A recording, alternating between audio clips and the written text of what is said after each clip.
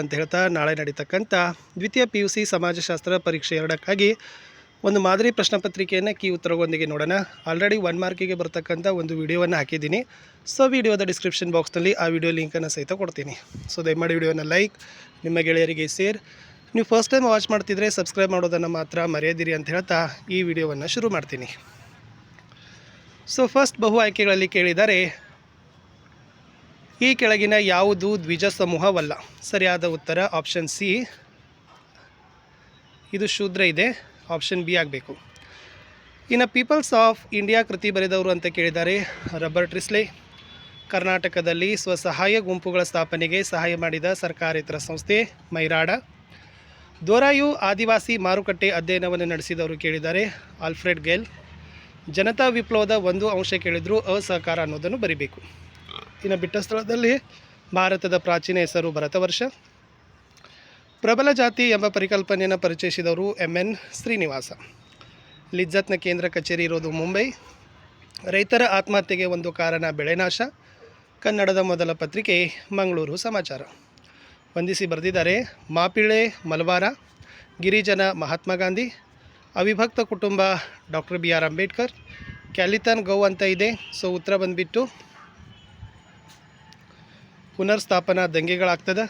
Barbie ದೊಂಬೆ ಅಂತ ಇದೆ, ಜಾಗತಿಕ ಪ್ರಜೆ ಅಂತ ಆಗ್ತದೆ. ಉತ್ತರಗಳನ್ನು ಸ್ವಲ್ಪ ನೋಡ್ಕೊಡ್ರಿ. 1 ಮಾರ್ಕ್ ಕ್ವಶನ್. ಭಾರತದ ಜನಾಂಗೀಯ ಸಮೂಹಗಳಲ್ಲಿ ಯಾವುದಾದರೊಂದು ಪ್ರಕಾರವನ್ನು ಹೆಸರಿಸಿರಿ. ನಿಗ್ರೆಟೋ. ಹಿಂದೂ ಉತ್ತರಾಧಿಕಾರಿ ಕಾಯ್ದೆ ಜಾರಿಗೆ ಬಂದ ವರ್ಷ 1956. ಇನ್ನು ನಗರೀಕರಣ ಅಂದರೆ ಏನಂತ ಕೇಳಿದ್ದಾರೆ. ಕೃಷಿಯಿಂದ ಕೃಷಿಯೇತರ ಚಟುವಟಿಕೆಗಳಾದ ವ್ಯಾಪಾರ, ಉತ್ಪಾದನೆ, ನೌಕರಿ ಇತ್ಯಾದಿ ವೃತ್ತಿಗಳ ಮೇಲೆ ಅವಲಂಬಿಸಿರುವುದೇ ನಗರೀಕರಣ. TRPಯನ್ನು ವಿಸ್ತರಿಸಿ ಬರೆಯಿರಿ. ದೂರದರ್ಶನ ಅಳತೆ ಬಿಂದು. ಕಾಗೋಡು ಹೋರಾಟದ ಘೋಷಣೆಯ ಮುಖ್ಯ ಉದ್ದೇಶವೇನು? ಉಳುವವನಿಗೆ ಭೂಮಿ. ಇನ್ನು 2 ಮಾರ್ಕ್ಸ್ ಕ್ವಶನಲ್ಲಿ ರಾಷ್ಟ್ರೀಯ ಭಾವೈಕ್ಯತೆಯನ್ನು ವ್ಯಾಖ್ಯಾನಿಸಲಿಕ್ಕೆ ಕೇಳಿದ್ದಾರೆ. ಬೆಂಜಮಿನ್ ರವರ ಪ್ರಕಾರ ದೇಶವೊಂದರ ಸಮಸ್ತ ಜನರು ಒಂದು ಸಾಮಾನ್ಯ ಅನನ್ಯತೆಯೊಂದಿಗೆ ಸ್ವಾಂಗೀಕರಣಗೊಳ್ಳೋದಕ್ಕೆ ರಾಷ್ಟ್ರೀಯ ಭಾವೈಕ್ಯತೆ ಅಂತ ಕರಿತೀವಿ. ಮುಂದಿನ ಪ್ರಶ್ನೆ, ಯಾವುದಾದರೂ ಇಬ್ಬರು ಸಮಾಜ ಸುಧಾರಕರ ಹೆಸರು ಬರೀರಿ. ರಾಜಾರಾಮ್ ಮೋಹನ್ ರಾಯ್, ದಯಾನಂದ ಸರಸ್ವತಿ. ಮಹಿಳಾ ಸಬಲೀಕರಣ ಅಂದರೆ ಏನು? ಮಹಿಳೆಯರಿಗೆ ಅಧಿಕಾರ ಕೊಡುವುದನ್ನು ಮಹಿಳಾ ಸಬಲೀಕರಣ ಅಂತ ಕರಿತೀವಿ. ಭಾರತದ ನಗರಗಳ 2 ಸಮಸ್ಯೆಗಳನ್ನು ತಿಳಿಸಿ. ಬಡತನ, ಕೊಳಚೆ ಪ್ರದೇಶ. ಕೃಷಿ ವಿಷಯಗಳನ್ನು ಅಭ್ಯಸಿಸಲು ಕರ್ನಾಟಕದಲ್ಲಿ ರಚಿತವಾದ 2 ಸಮಿತಿಗಳನ್ನು ಬರೀರಿ. ದ್ವಾರಕನಾಥ್ ಸಮಿತಿ, GK ವೀರೇಶ್ ಸಮಿತಿ. ಇನ್ನು ಸಾಮಾಜಿಕ ಚಳವಳಿಯ 2 ಮೂಲಾಂಶಗಳನ್ನು ತಿಳಿಸಿ. ಸಿದ್ಧಾಂತ, ನಾಯಕತ್ವ. ಆದಿವಾಸಿ ಮಾರುಕಟ್ಟೆಯಲ್ಲಿ ಮಾರಾಟವಾಗುವ ಪ್ರಾದೇಶಿಕವಲ್ಲದ ಆಹಾರ ಪದಾರ್ಥಗಳ್ಯಾವವು? ಉಪ್ಪು ಮತ್ತು ಅರಿಶಿನ. ಸಂಸ್ಕೃತಾನುಕರಣಕ್ಕೆ ಒಂದು ವ್ಯಾಖ್ಯೆ ಕೊಡಿ. MN ಶ್ರೀನಿವಾಸ್ ರವರ ಪ್ರಕಾರ ಹಿಂದೂಗಳ ಕೆಳಜಾತಿ ಅಥವಾ ಬುಡಕಟ್ಟು ಅಥವಾ ಇತರೆ ಸಮೂಹ ತನ್ನ ಪದ್ಧತಿ, ಸಂಸ್ಕೃತಿ, ಸಂಸ್ಕಾರ, ಭಾವನೆ ಮತ್ತು ಜೀವನ ವಿಧಾನವನ್ನು ಉನ್ನತ ಜಾತಿ ಅಥವಾ ದ್ವಿಜರ ರೀತಿ ನೀತಿಗಳಿಗೆ ಅನುಸಾರವಾಗಿ ಮಾರ್ಪಾಡಾಗುವ ಪ್ರಕ್ರಿಯೆ ಸಂಸ್ಕೃತಾನುಕರಣ. 29 ಜಾಗತಿಕ ದೃಷ್ಟಿಕೋನದ 2 ಆಯಾಮಗಳನ್ನು ಗುರುತಿಸಿ. ಜಾಗತಿಕ ಸಮುದಾಯ, ಜಾಗತಿಕ ಅನನ್ಯತೆ. ಇನ್ನು 5 ಅಂಕದ ಕ್ವಶನ್ಸಲ್ಲಿ ಕೇಳಿದ್ದಾರೆ ಭಾರತದ ಜನಸಂಖ್ಯಾ ನೀತಿಯ ಬಗ್ಗೆ ಟಿಪ್ಪಣಿ ಬರೀರಿ ಅಂತ ಕೇಳಿದ್ದಾರೆ. ಭಾರತದ ಜನಸಂಖ್ಯಾ ನೀತಿ ದೇಶದ ಅಭಿವೃದ್ಧಿ, ಜನರ ಆರೋಗ್ಯ ಮತ್ತು ಕಲ್ಯಾಣವನ್ನು ನಿರ್ಧರಿಸ್ತದೆ. ಭಾರತ 1952ರಲ್ಲಿ ಈ ನೀತಿ ಅಳವಡಿಸಿಕೊಂಡ ಮೊದಲ ದೇಶವಾಗಿದೆ. 1977ರಲ್ಲಿ ಕುಟುಂಬ ಯೋಜನೆಯನ್ನು ಕುಟುಂಬ ಕಲ್ಯಾಣ ಅಂತ ನಾಮಕರಣ ಮಾಡಿತು.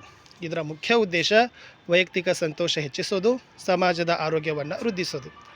ಇನ್ನು ರಾಷ್ಟ್ರೀಯ ಜನಸಂಖ್ಯಾ ನೀತಿ 2000ರ ಪ್ರಕಾರ ಉದ್ದೇಶಗಳು ಶಿಶು ಮರಣ ದರ ಕಡಿಮೆ ಮಾಡೋದು, ಪ್ರಸವ ಸಂದರ್ಭದಲ್ಲಿ ತಾಯಂದಿರ ಮರಣ ದರ ಕಡಿಮೆ ಮಾಡೋದು, ಹುಟ್ಟಿದ ಎಲ್ಲ ಮಕ್ಕಳಿಗೆ ರೋಗ ನಿರೋಧಕ ಚುಚ್ಚುಮದ್ದು ಹಾಗೂ ಇತ್ಯಾದಿ ವೈದ್ಯಕೀಯ ಸೇವೆಗಳನ್ನು ಕಡ್ಡಾಯವಾಗಿ ಕೊಡೋದು, ಎಲ್ಲ ಪ್ರಸವಗಳನ್ನು ಆಸ್ಪತ್ರೆಗಳಲ್ಲಿ ಪರಿಣಿತರ ಮೂಲಕವೇ ಮಾಡಿಸೋದು, ಜನನ, ಮರಣ, ವಿವಾಹ ಮತ್ತು ಗರ್ಭಧಾರಣೆಗೆ ಸಂಬಂಧಿಸಿದಂತೆ 100ಕ್ಕೆ 100ರಷ್ಟು ನೋಂದಣಿ ಮಾಡಿಸೋದು, ಸಾಂಕ್ರಾಮಿಕ ರೋಗ ತಡೆಯೋದು, ಚಿಕ್ಕ ಕುಟುಂಬದ ಸಂದೇಶಗಳನ್ನು ಜನಪ್ರಿಯ ಮಾಡೋದು, ಏಡ್ಸ್ ರೋಗದ ನಿಯಂತ್ರಣ, ಕುಟುಂಬ ಕಲ್ಯಾಣ ಕಾರ್ಯಕ್ರಮವನ್ನು ಜನಕೇಂದ್ರಿತ ಕಾರ್ಯಕ್ರಮವನ್ನಾಗಿ ಮಾಡೋದು, ಜನನ ನಿಯಂತ್ರಣ ಮತ್ತು ಗರ್ಭ ನಿರೋಧಕತೆಯನ್ನು ಹೆಚ್ಚಿಸಲು ವ್ಯಾಪಕ ಪ್ರಯತ್ನವನ್ನು ಪಡೋದು. ಮುಂದಿನ ಪ್ರಶ್ನೆ, ಅವಿಭಕ್ತ ಕುಟುಂಬದ ಅನುಕೂಲಗಳನ್ನು ಬರೀರಿ. ಜಸ್ಟ್ ಇಲ್ಲಿ ಪಾಯಿಂಟ್ಸ್ ಇದ್ದಾವೆ, ಎಕ್ಸ್ಪ್ಲನೇಷನ್ ಮಾಡಿರಿ.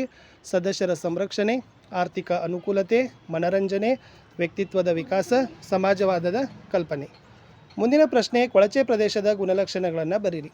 ಶಿಥಿಲ ಕಟ್ಟಡಗಳು, ಅತಿಯಾದ ಜನಸಾಂದ್ರತೆ, ಮೂಲಭೂತ ಸೌಕರ್ಯಗಳ ಕೊರತೆ, ಸಾಮಾಜಿಕ ಪ್ರತ್ಯೇಕತೆ.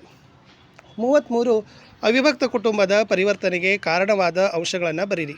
ಕೈಗಾರೀಕರಣ, ನಗರೀಕರಣ, ಜನಸಂಖ್ಯಾ ಬೆಳವಣಿಗೆ, ಆಧುನಿಕ ಶಿಕ್ಷಣ, ಸಾಮಾಜಿಕ ಶಾಸನಗಳ ಪ್ರಭಾವ. ಇನ್ನು ಸಮೂಹ ಮಾಧ್ಯಮಗಳ ಕಾರ್ಯಗಳನ್ನು ಕೇಳಿದ್ರೆ ಬರೀರಿ, ಮಾಹಿತಿ ಬರಿಬೇಕು, ಸಮನ್ವಯತೆ, ನಿರಂತರತೆ, ಮನರಂಜನೆ, ಸಮಾಜ ಸುಧಾರಣೆ.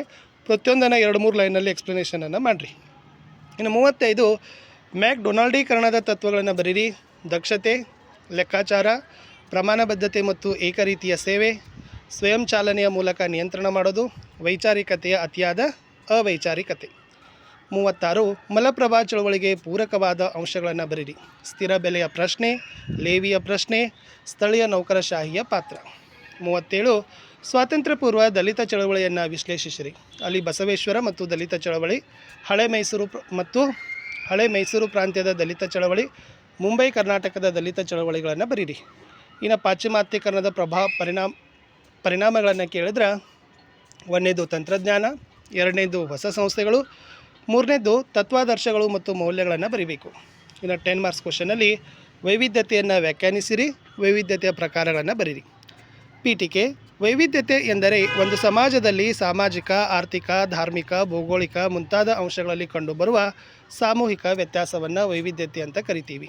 ಇದರಲ್ಲಿ ಮುಖ್ಯವಾಗಿರ್ತಕ್ಕಂಥ ಅಂಶಗಳು ಅಥವಾ ಪ್ರಕಾರಗಳಂದರೆ ಭೌಗೋಳಿಕ ವೈವಿಧ್ಯತೆ, ಭಾಷಾ ವೈವಿಧ್ಯತೆ, ಧಾರ್ಮಿಕ ವೈವಿಧ್ಯತೆ, ಜನಾಂಗೀಯ ವೈವಿಧ್ಯತೆ ಮತ್ತು ಸಾಂಸ್ಕೃತಿಕ ವೈವಿಧ್ಯತೆ ಅಂತ ಬರ್ತದೆ. ಸೊ ಪ್ರತಿಯೊಂದನ್ನು ನೀವು ಏನು ಮಾಡಬೇಕು, 2-3 ಲೈನ್ಗಳಲ್ಲಿ ಎಕ್ಸ್ಪ್ಲನೇಷನನ್ನು ಮಾಡಿದ್ರೆ ನಿಮ್ಮ ಉತ್ತರ ಏನಾಗ್ತದಪ್ಪ ಅಂದ್ರೆ ಕರೆಕ್ಟ್ ಆಗ್ತದೆ. ಸೊ ಇದನ್ನು ಕೂಡ ಸ್ವಲ್ಪ ಪಾಸ್ ಮಾಡಿ ಇದನ್ನು ಎಕ್ಸ್ಪ್ಲನೇಷನನ್ನು ನೋಡಿಕೊಡ್ರಿ.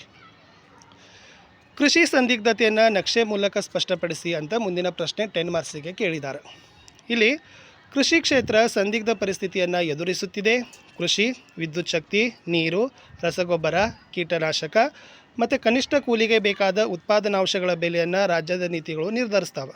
ಸಾಲ ಮಾರುಕಟ್ಟೆಯ ರಿಸರ್ವ್ ಬ್ಯಾಂಕ್ನ ಸಾಲ ನೀತಿಯಿಂದ ನಿರ್ಧಾರವಾಗ್ತದೆ. ಸುಲಭವಾಗಿ ಬ್ಯಾಂಕ್ಗಳಿಂದ ಸಾಲ ಪಡೆಯಲಾಗಿದೆ. ರೈತರು ಅಸಹಾಯಕರಾಗಿದ್ದಾರೆ. ಇದರಿಂದ ಸಾಲಕ್ಕಾಗಿ ಲೇವಾದೇವಿಗಾರನ ಸಂಪರ್ಕಿಸ್ತಾರೆ. ಸೊ ಇದು ಕಷ್ಟ ನಕ್ಷೆ ಇತ್ತು. ಸೊ ಕೃಷಿಯ ಸಂದಿಗ್ಧ ಪರಿಸ್ಥಿತಿ ಅಂತ ಬರೋದು ಸಾಲ, ಲೇವಾದೇವಿಗಾರರು, ಆರೋಗ್ಯ ಮತ್ತಿತರ ಅಗತ್ಯತೆಗಳು, ವಸ್ತು ಬೆಲೆಯ ಅನಿಶ್ಚಿತತೆ, ವಚಿದು ಸಂಸ್ಥೆಯಾಗಿ ಗ್ರಾಮ, ಕೊಂಡುಕೊಂಡ ತಂತ್ರಜ್ಞಾನದ ಮತ್ತು ಮಾಹಿತಿ, ಕಾರ್ಮಿಕ, ನೀರು, ಹವಾಮಾನ, ಪರಿಕರಗಳ ಬೆಲೆ, ಸರ್ಕಾರದ ಧೋರಣೆಗಳನ್ನು ಬರೆದ್ರೆ ಸಾಕು. ಮುಂದಿನ ಪ್ರಶ್ನೆ, ಜಾತಿ ಎಂದರೇನು, ಜಾತಿಯ ಗುಣಲಕ್ಷಣಗಳನ್ನು ತಿಳಿಸಿ. GS ಗುರೇರ್ ಅವರ ಪ್ರಕಾರ ಜಾತಿ ಅಂದರೆ ಏನಪ್ಪ ಅಂತಂದರೆ ಅವರು ಕಾಸ್ಟ್ ಆ್ಯಂಡ್ ರೇಸ್ ಇನ್ ಇಂಡಿಯಾದಲ್ಲಿ ಈ ಜಾತಿಯ ಲಕ್ಷಣಗಳನ್ನೇ ಹೇಳಿದ್ದಾರೆ. ಜಾತಿ ಸಮಾಜದ ಹೋಳಾದ ಭಾಗವಾಗಿದೆ. ಜಾತಿ ಏಣಿ ಶ್ರೇಣಿ ವ್ಯವಸ್ಥೆಯನ್ನು ಹೊಂದಿದೆ. ಆಹಾರ, ಸಾಮಾಜಿಕ ಸಂಪರ್ಕಗಳಿಗೆ ಸಂಬಂಧಿಸಿದಂತೆ ನಿರ್ಬಂಧಗಳನ್ನು ಹೇರಿಸ್ತದೆ. ಜೊತೆಗೆ ನಾಗರಿಕ ಮತ್ತು ಧಾರ್ಮಿಕ ಅನರ್ಹತೆಗಳನ್ನು ಏರ್ಪಡೆ ಮಾಡ್ತದೆ. ವೃತ್ತಿ ಸಂಬಂಧಿತ ನಿರ್ಬಂಧನೆಗಳನ್ನು ಸಹಿತ ಹೇರ್ತದೆ. ವೈವಾಹಿಕ ನಿರ್ಬಂಧಗಳು ಅಂತ ನೀವು ಬರೀಬೇಕು. ಪ್ರಶ್ನೆ ಪತ್ರಿಕೆ ಲಾಸ್ಟ್ ಕ್ವಶನ್, ಅಸ್ಪೃಶ್ಯತೆ ನಿವಾರಣೆಯಲ್ಲಿ ಗಾಂಧೀಜಿ ಮತ್ತು ಡಾಕ್ಟರ್ BR ಅಂಬೇಡ್ಕರ್ ಅವರ ಪಾತ್ರವನ್ನು ವಿಶ್ಲೇಷಿಸಿ. ಇಲ್ಲಿ ಗಾಂಧೀಜಿಯವ್ರ ಬಗ್ಗೆ ಬೇರೆಯೇ ಬರೀಬೇಕು, ಅಂಬೇಡ್ಕರ್ ಅವ್ರ ಬಗ್ಗೆನೇ ಬೇರೆಯೇ ಬರೀಬೇಕು. ಭಾರತದ ಪಿತಾಮಹರೆನಿಸಿದ ಗಾಂಧೀಜಿಯವರು ಸ್ವಾತಂತ್ರ್ಯ ಹೋರಾಟದೊಂದಿಗೆ ಅಸ್ಪೃಶ್ಯತಾ ನಿವಾರಣಾ ಚಳವಳಿಯನ್ನು ಕೈಗೊಂಡರು. ಹರಿಜನ ಪದವನ್ನು ಜನಪ್ರಿಯ ಮಾಡಿದರು. ಹರಿಜನರೊಂದಿಗೆ ವಾಸಿಸಿ ಗಾಂಧೀಜಿ ಅವರ ಕಷ್ಟ ಸುಖಗಳನ್ನು ಅರಿತು ಹರಿಜನ್, ಯಂಗ್ ಇಂಡಿಯಾ ಪತ್ರಿಕೆಗಳಲ್ಲಿ ಹರಿಜನರ ಸ್ಥಿತಿಗತಿಗಳನ್ನು ಲೇಖನಗಳನ್ನು ಬರೆದು ಜಾಗೃತಿ ಮೂಡಿಸಿದರು. ಪ್ರಾರ್ಥನೆ, ಪೂಜೆಗಳಲ್ಲಿ ಹರಿಜನರು ಭಾಗವಹಿಸುವ ಅವಕಾಶ ಪಡೆದರು. ತಾವೇ ಸ್ವತಃ ಶೌಚಾಲಯಗಳನ್ನು ಸ್ವಚ್ಛ ಮಾಡಿದರು. ಅಸ್ಪೃಶ್ಯತೆ ನಿವಾರಣೆಗಾಗಿ ಅಂಬೇಡ್ಕರ್ ಜೊತೆಗೆ ಪೂನಾ ಒಪ್ಪಂದ ಮಾಡಿಕೊಂಡರು. 1931ರ ನಂತರ ಭಾರತೀಯ ರಾಷ್ಟ್ರೀಯ ಕಾಂಗ್ರೆಸ್ ಅಸ್ಪೃಶ್ಯತೆ ಸಮಸ್ಯೆಯನ್ನು ಪರಿಹರಿಸಲಿಕ್ಕೆ ಸಮಿತಿ ರಚಿಸಿತು. ಹರಿಜನ ಸೇವಕ ಸಂಘದ ಸ್ಥಾಪನೆ, ಹರಿಜನ ವಿದ್ಯಾರ್ಥಿಗಳಿಗೆ ಆರ್ಥಿಕ ನೆರವು ಮತ್ತು ವಿದ್ಯಾರ್ಥಿ ವೇತನವನ್ನು ನೀಡಿದರು. ಇನ್ನು ಹರಿಜನರ ಹೆಣ್ಣು ಮಕ್ಕಳಿಗಾಗಿ ಕಸ್ತೂರ್ಬಾ ಬಾಲಿಕಾ ಆಶ್ರಮ, ಸಬರಮತಿಯಲ್ಲಿ ಹರಿಜನ ಬಾಲಿಕಾ ವಿದ್ಯಾಲಯ ಪ್ರಾರಂಭ, ಹರಿಜನ ಸೇವಕ ಸಂಘ ದೇಶಾದ್ಯಂತ ಶಾಖೆ ಹೊಂದಿತ್ತು. 120 ವಸತಿ ಶಾಲೆಗಳನ್ನು ಸ್ಥಾಪಿಸಿತು. ಡಾಕ್ಟರ್ BR ಅಂಬೇಡ್ಕರ್ ಅವ್ರ ಬಗ್ಗೆ ಏನು ಬರೀಬೇಕಂದ್ರೆ, ದಲಿತರಾಗಿದ್ದ ಡಾಕ್ಟರ್ BR ಅಂಬೇಡ್ಕರ್ ಅವರು ಅಸ್ಪೃಶ್ಯರ ಕಲ್ಯಾಣಕ್ಕಾಗಿ ಹೋರಾಡಿದರು. ಸಂವಿಧಾನ ಶಿಲ್ಪಿ, ಅಸ್ಪೃಶ್ಯರ ಕಲ್ಯಾಣಕ್ಕಾಗಿ ಸಂವಿಧಾನದಲ್ಲಿ ಕಾನೂನುಗಳನ್ನು ರಚಿಸಿದರು. ಸ್ವಘನತೆ, ಸ್ವಗೌರವ, ಆತ್ಮವಿಶ್ವಾಸ ಮೂಡಿಸಿದರು. ಬಹಿಷ್ಕೃತ ಹಿತಕಾರಣಿ ಸಭಾ ಸಂಘಟನೆ ರಚಿಸಿದರು. ಸ್ವಗೌರವ ಆಂದೋಲನ ಆರಂಭ. 5 ತತ್ವಗಳನ್ನು ಪಾಲಿಸಲಿಕ್ಕೆ ಹೇಳಿದರು. ಸ್ವಸುಧಾರಣೆ, ಸ್ವಾವಲಂಬನೆ, ಸ್ವಗೌರವ, ಆತ್ಮವಿಶ್ವಾಸ, ಸ್ವಪ್ರಗತಿ. ಜೊತೆಗೆ ಮೂಕನಾಯಕ ಪತ್ರಿಕೆಯ ಆರಂಭವನ್ನು ಮಾಡಿದರು. ಶಿಕ್ಷಣ, ಸಂಘಟನೆ, ಹೋರಾಟ ತಕ್ಕಂಥ 3 ತತ್ವಗಳನ್ನು ಹೇಳಿದರು ಅಂತ ಬರೆದ್ರೆ ಸಾಕು. ಇಷ್ಟಿತ್ತು ಈ ಒಂದು ಕ್ವಶನ್ ಪೇಪರ್ಲಿರ್ತಕ್ಕಂಥ